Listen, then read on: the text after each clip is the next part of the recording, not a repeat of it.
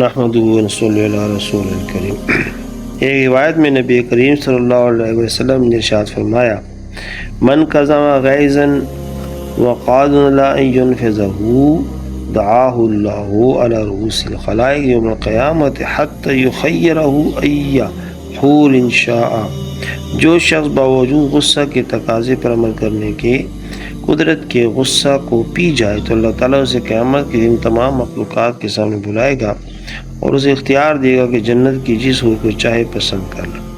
ایک حدیث میں جناب رسول اللہ صلی اللہ علیہ وسلم نے ارشاد فرمایا، ما جرع عبد جرعۃ اعظم اجرا عند اللہ من جرعۃ غیظ کظمها ابتغاء وجہ اللہ عز وجل۔ اللہ کے نزدیک اجر و ثواب کے اعتبار سے سب سے زیادہ عظمت والا گھونٹ وہ غصے کا گھونٹ ہے جسے محض رضا خداوندی کی نیت سے انسان پی جائے گا۔